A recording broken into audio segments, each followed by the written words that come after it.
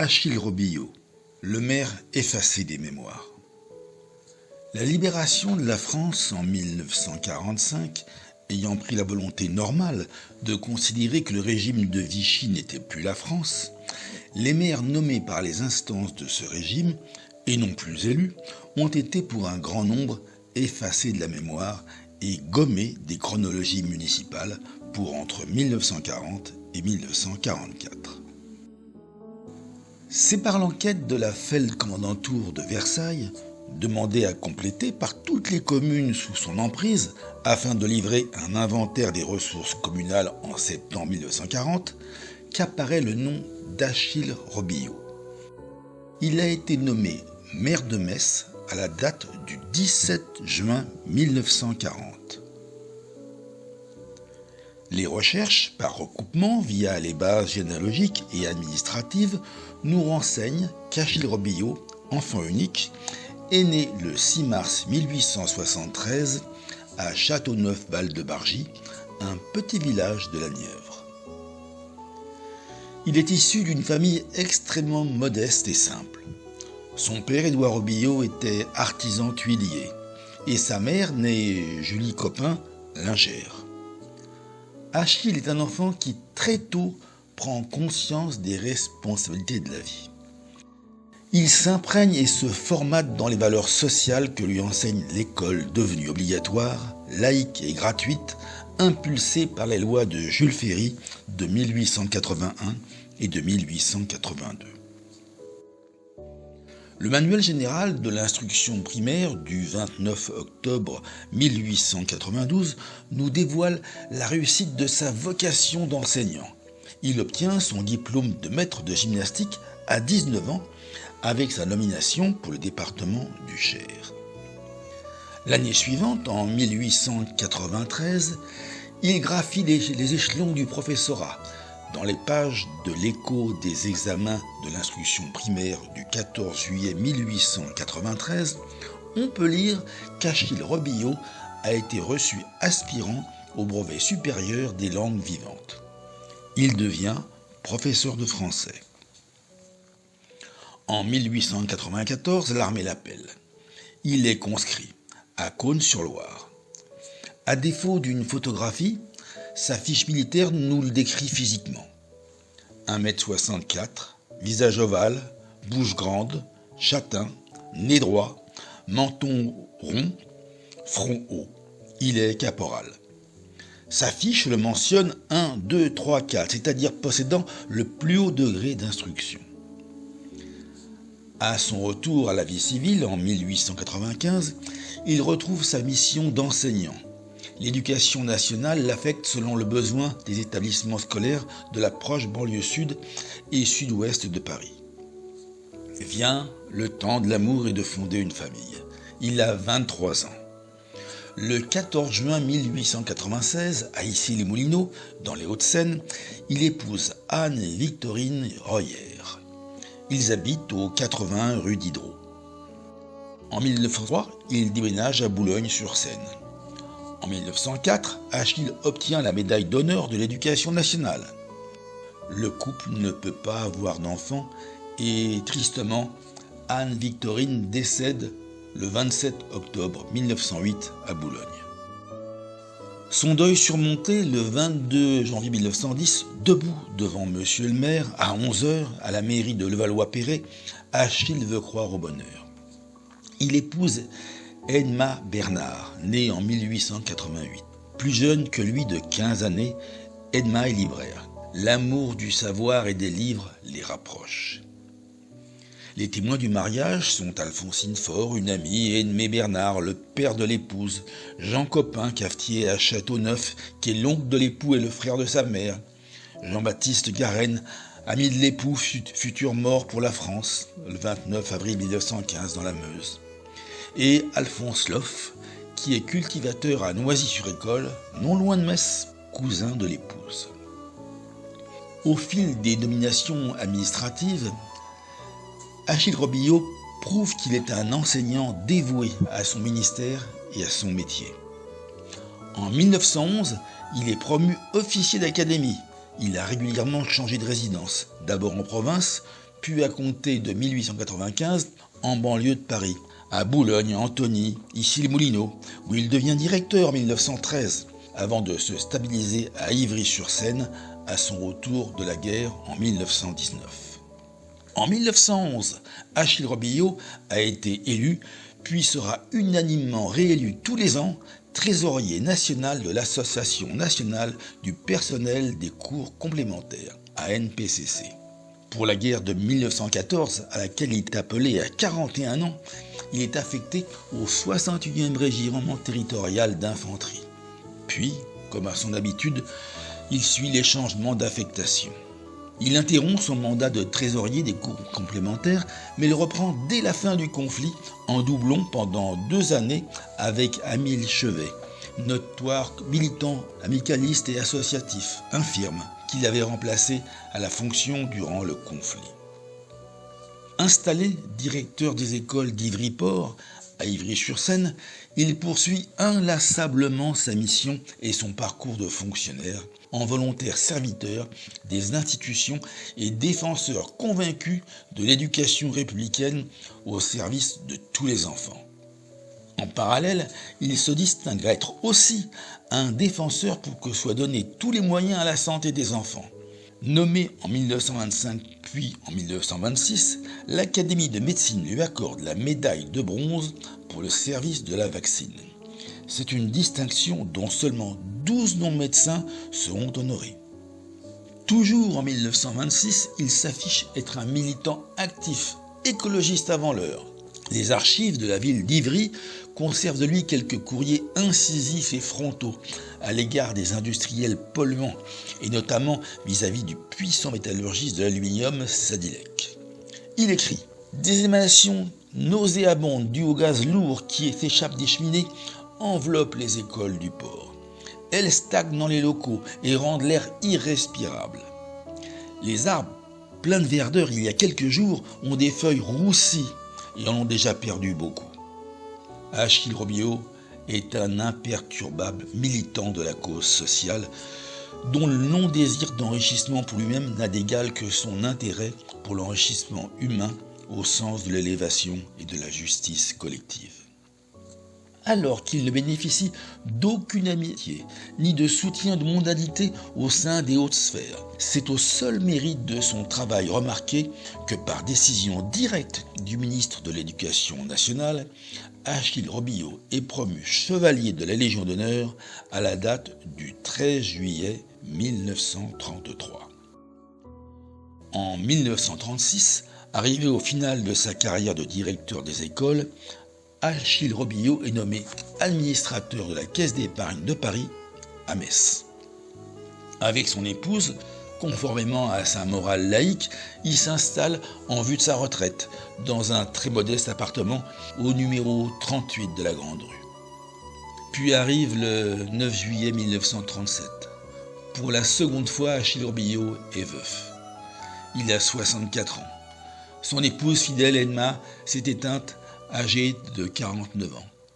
Ces 2 mariages le laissent sans enfant. Sa famille se résume aux cousins et beaux-frères de son épouse, de ceux de son village natal, quelques amis qu'il ne voit que de temps à autre.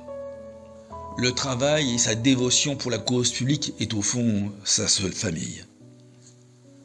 Au journal officiel de la République française du 23 août 1937 est publiée sa nomination dans l'ordre du mérite social, distinction honorifique créée par le ministère du Travail en octobre 1936, qui récompense les personnes ayant rendu des services désintéressés aux œuvres et aux institutions de la mutualité.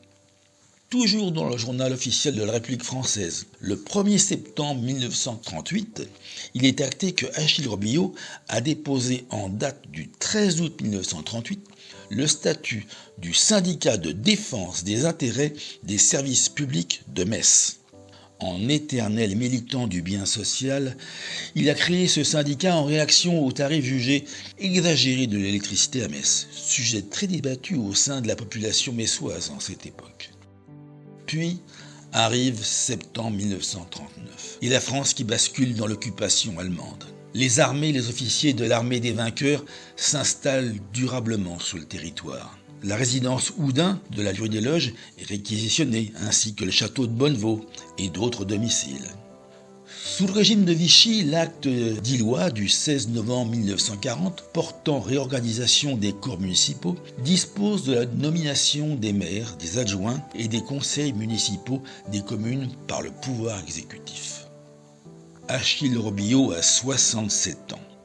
Auréolé de sa Légion d'honneur, de sa médaille du mérite social, de sa médaille de bronze pour le service de la vaccine, de sa fonction administrative au sein de la caisse d'épargne, de son dévouement pour tous démontré par la création du syndicat d'usagers, et aussi parce qu'il n'est pas messois de souche et donc supposé de moindre connivence auprès de la population, il est nommé maire de Metz par décision de la commandanture de Boutigny-sur-Essonne.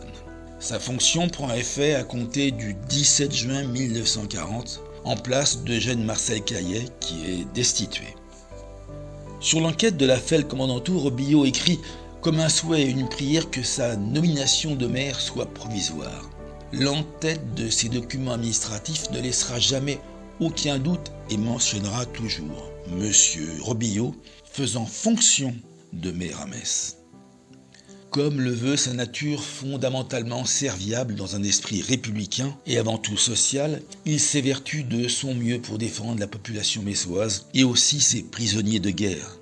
Il nous reste de lui ses courriers courageux face à l'autorité préfectorale acquise à l'occupant qui, en décembre 1940, le traite dédaigneusement de communiste, qualificatif dont il se défend en toute preuve de n'avoir jamais été. Il nous reste aussi des lettres de remerciement aux requêtes d'entraide aux prisonniers de Metz qu'il se démenait pour faire aboutir.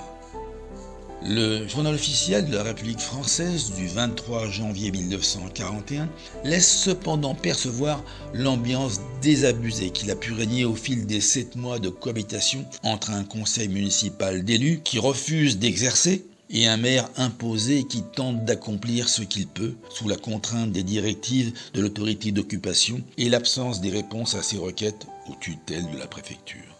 Il en résultera la dissolution du conseil municipal de Metz et la mise en place autoritaire d'une délégation spéciale nommée directement par l'administration de Vichy. Il n'y a désormais plus de maire. La délégation spéciale est limitée à 3 membres désignés, piégés, soumis aux ordres des textes d'occupation. Achille Robillot, Marcel Minier et Henri Gelin sont désignés pour membres de cette délégation. De cette période inévitablement trouble, il subsiste peu d'archives communales. Elles démontrent qu'Achille Robillot a été pour Metz, et conformément à toute sa carrière dévouée, un brave homme et un être profondément moral. Son retour d'enquête à la FEL commandanture s'articule en priorité à défendre des besoins de ressources pour la vie et le confort des Messois. On peut avantageusement comparer son retour avec celui d'autres villages du canton pour les données qu'il restitue à l'autorité d'occupation, tant pour les rendements agricoles sous-évalués que pour la liste des étrangers dont il prend soin de ne pas faire figurer les adresses. Sa lettre indignée et son action sans ménagement dès décembre 1940 auprès des fonctionnaires de la préfecture pour que l'épicier de Metz puisse obtenir un SP, c'est-à-dire le droit de circuler pour l'usage d'un véhicule de ravitaillement des Messois, est à l'image d'un sens moral et d'un vrai courage. Il n'hésitera pas à montrer du doigt que certains complaisants du village ont obtenu ce permis de circuler en voiture, pourtant distribué au compte-gouttes depuis le 27 août et sa loi, rien que pour eux-mêmes. Un autre exemple d'échange, daté de mai 1942, est tout autant significatif. Robillot se fait remonter les bretelles par la préfecture, car il a outrepassé les lois en vigueur et sa responsabilité de maire pour que soient distribués des tickets afin que l'ensemble des Messois puissent se pourvoir de chaussures neuves. Son astucieuse désobéissance a non seulement permis à ce que tous les Messois puissent disposer d'une paire de chaussures, mais aussi opérer un barrage pour que ces chaussures puissent moralement être accessibles aux plus démunis et non se retrouver écoulées au seul avantage des pieds des plus riches et des tenants d'un marché noir sous-entendu qui était devenu la donne inavouable de la France d'alors.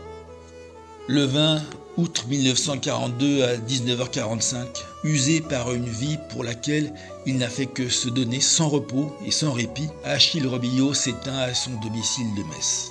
Il n'avait que 69 ans et consacrait sa vie entière aux autres, sans jamais avoir songé à la moindre fortune ou confort pour lui-même. Il est enterré auprès de son épouse Edma, dans le caveau qu'il a fait ériger pour elle au cimetière de Metz. Son nom, qui a été occulté de la liste de ceux qui ont fait du bien, par la nécessité de rebâtir la dignité nationale, mérite à ne plus être oublié. Metz lui est redevable d'avoir été droit, intègre serviteur et incontestablement courageux dans une période et au sein d'un régime et de Français qui ne l'ont malheureusement pas toujours été. Achille Robillot mort, Henri Gelin lui succède temporairement à la présidence de la délégation spéciale de Metz, réduite à lui et Marcel Mignet. Lors de la séance du Conseil du 7 décembre 1942 sont actées les nouvelles nominations par arrêté ministériel de Paul Boussingault à la présidence de la délégation avec Georges Courtelmont, Eugène Caillet, l'ex-maire de Metz, et René Moulineau comme nouveaux membres. Quand arrive enfin l'heure de la libération et la fin du joug de l'occupation, Georges Houdin reprend le flambeau de maire aux couleurs retrouvées du drapeau et de l'écharpe tricolore pour faire renouer Metz avec les lois et l'autonomie française. Son récit des dernières journées de l'occupation allemande est conservé aux archives départementales. Le texte ne précise pas comment s'est effectuée la transition d'avec la commission spéciale qu'on imagine avoir été normale et paisible. Eugène Caillet décédera le 16 octobre 1955. Henri Gelin le 13 octobre 1966. Paul Boussingault à Paris 16e le 10 février 1966. Pierre-Georges Courtelmont succédera à Georges Houdin au poste de maire de 1945 à 1947. Le récit de la libération messoise cite une anecdote entre les lignes patriotiques de Houdin. La commission spéciale avait non pas fait détruire, comme elle aurait pu et dû pour se plier à l'autorité allemande, mais juste fait remiser une pancarte où avait été inscrite par Jacques Houdin, le fils résistant de Georges Houdin, la fréquence BBC de Radio Londres qu'il avait exposée à la vue de tous les Messois.